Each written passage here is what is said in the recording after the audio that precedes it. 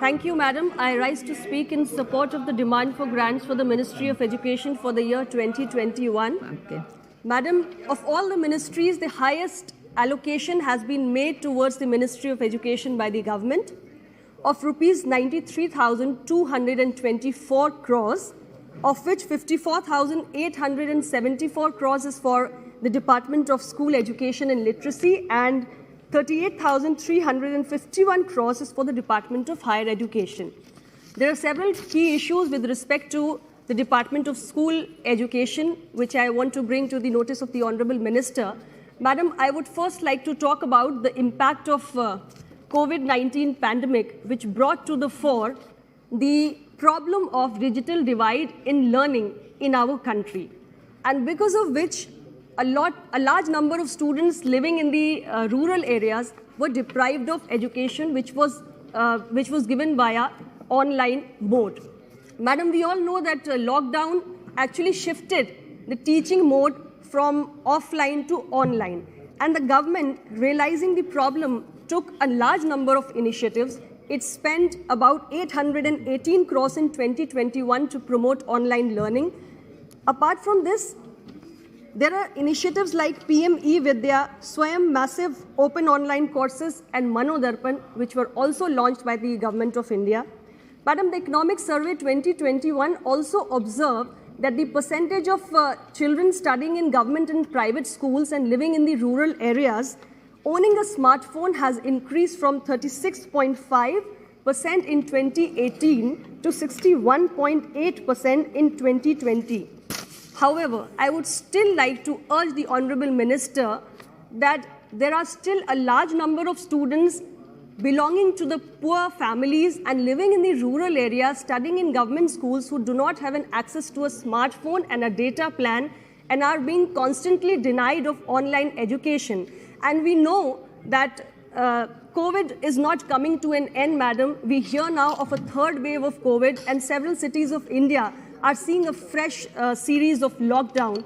Vaccination has started. More than 2 crore people have been vaccinated, but still the education of children at the primary and school level continues to be affected. So I would urge the Honorable Minister to take steps and ensure that every child in India who belongs to a poor family and lives in a rural area has access to a smartphone and a data plan so that his online education is not affected.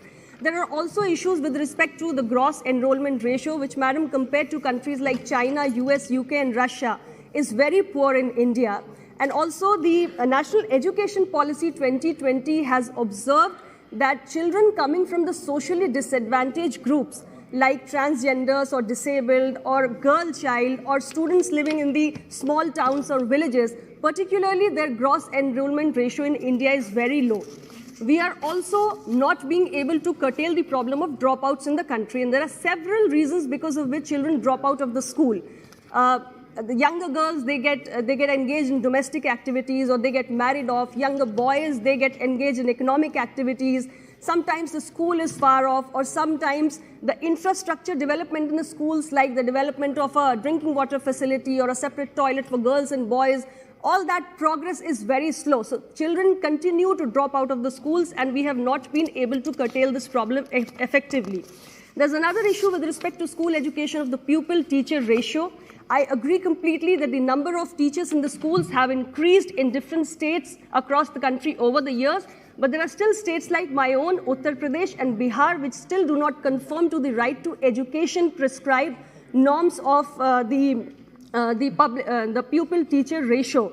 And the absence of teachers in the government schools also continues, which is why a lot of parents are encouraged to admit their children in the private schools for want of good education. There are also states like Jharkhand, Uttarakhand, Kerala and Karnataka who have higher vacancies in the post of teachers.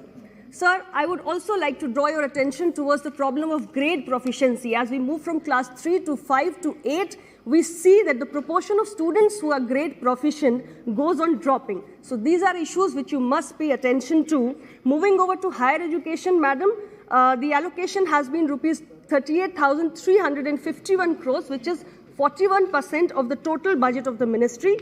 Here I wish to point out that the problem of gross the problem of enrollment persists, and there are two aspects of the problem.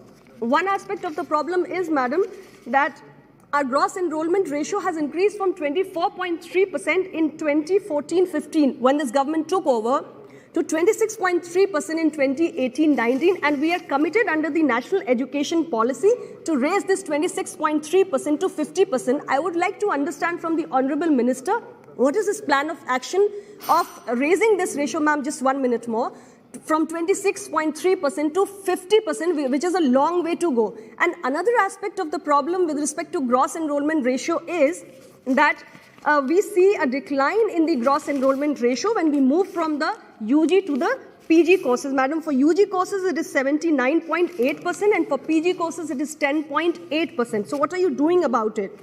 And another issue with respect to higher education, madam, is about the 6,210 teaching posts which are lying vacant in 42 central universities across the country, which would also include the backlog of vacancies for the SC, ST and OBC students. What are you doing to fulfill those vacancies, sir? And the national education policy has laid emphasis on increasing the public spending on education from 3% of the GDP, which is currently what we are doing, to 6% of the GDP. So how exactly are we going to make this big move from 3% of public spending to 6% of public spending on raising the quality and quantity of good education in India? That is all I wanted to point out, and I would urge the Honorable Minister to throw some light on the points that I have and the core issues that I have raised. Thank you very much, madam, for giving me the opportunity.